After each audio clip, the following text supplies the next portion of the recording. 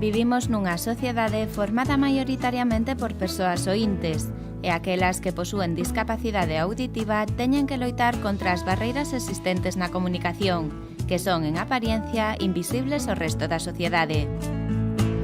Muchas veces hay carencias que vienen dadas, lógicamente, porque tienen una lengua distinta al resto de la sociedad. Son una minoría lingüística importante, minoría lingüística y cultural.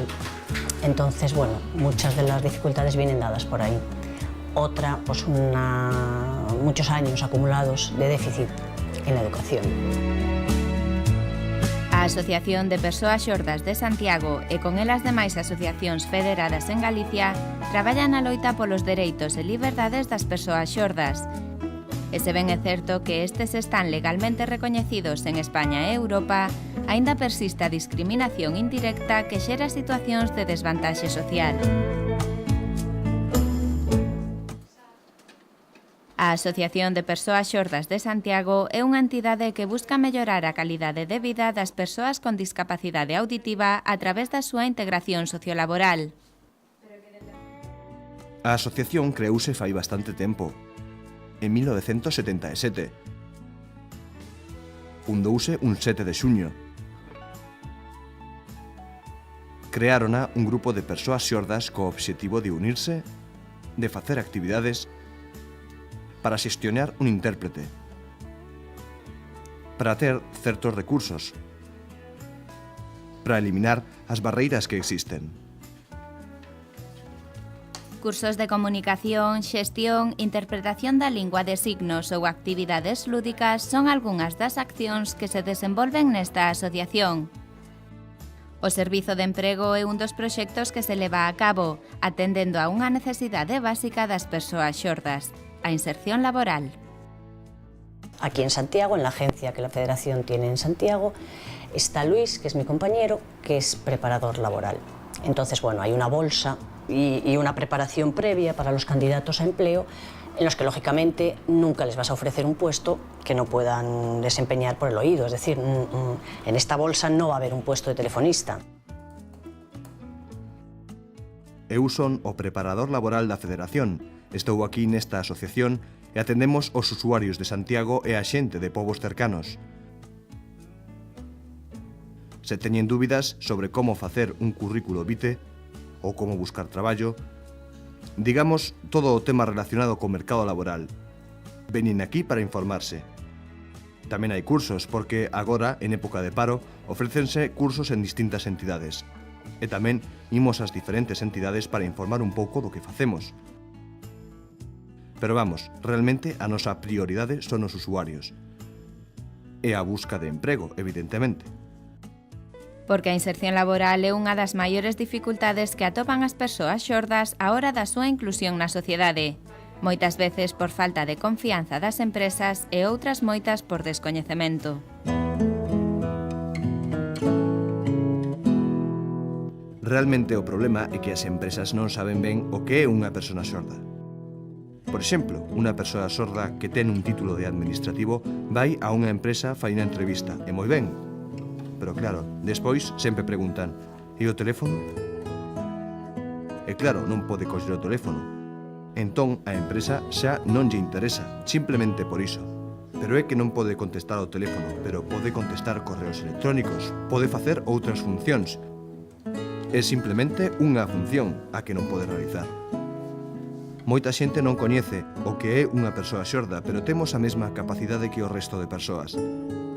O que pasa é que, ao non coñecer, as empresas adoitan a ser máis reticentes.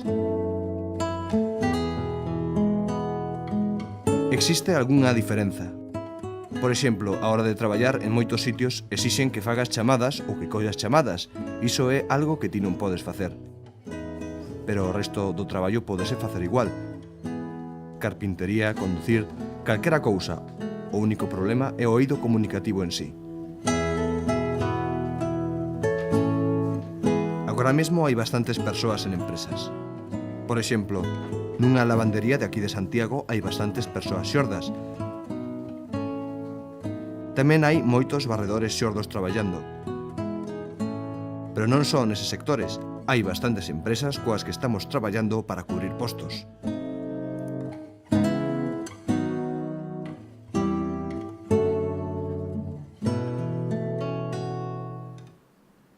A pesares de que se teñen dado grandes pasos no terreo da igualdade e da integración, aínda existen certas barreiras que as persoas xordas deben salvar.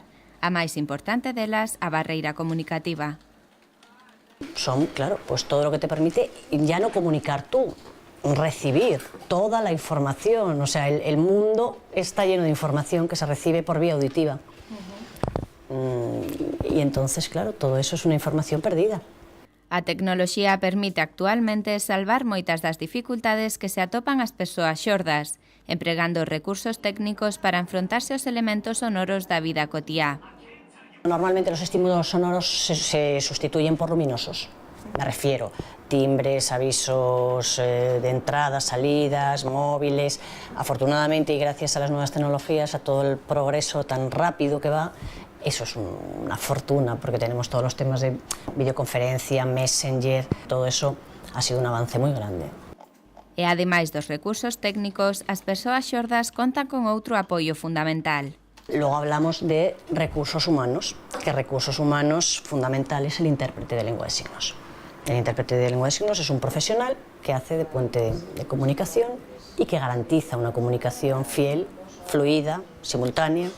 A nosa función é un pouco pois as necesidades que teñen as persoas sordas, pois se necesitan ir a facer unha xestión a administración pública, se necesitan ir ao médico, calquera necesidade comunicativa que teñan, ata ir a unha tenda, nos vamos con eles e simplemente somos, pois digamos, a súa voz. A Asociación de Persoas Xordas de Santiago ofrece un servizo de intérpretes de lingua de signos, considerada a lingua oficial en España dende o ano 2007. Foi, digamos, algo polo que estiveron loitando moitísimo tempo e algo que era realmente necesario. Agora mesmo, cando un rapaz xordo, por exemplo, por un exemplo, quere ir ao instituto, unha persoa sorda non se enteraría de nada. Agora sí pode exigir que se lle poña un intérprete e pode estar, digamos, ao nivel dos seus compañeiros.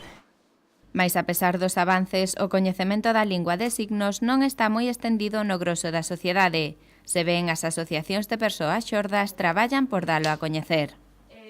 Inda hoxe en día, inda que a lingua de signos é unha lingua oficial de España, sí que todavía complicado, o sea, non todo o mundo sabe o que é unha persoa sorda, ou non saben que é unha lingua de signos, ou mismamente indo con intérprete, non saben que é esa persona que move as mans e vai con eles. É todavía algo moi descoñecido, non te topas en moitos sitios que vaya unha persoa sorda e lle falen en lingua de signos. Os intérpretes actúan como ponte de comunicación entre unha persoa xorda e unha persoa oínte. Neste senso, manexan unha gran cantidade de información persoal, polo que é preciso que respeten un código ético. Cando traballas con persoas e son temas, pois, digamos, delicados, temas personales, secreto profesional temos, pois, digamos, a forma de a presencia, non podes ir de calquera xeito, tes que ir de colores oscuros, tes que, bueno, manter certas pautas.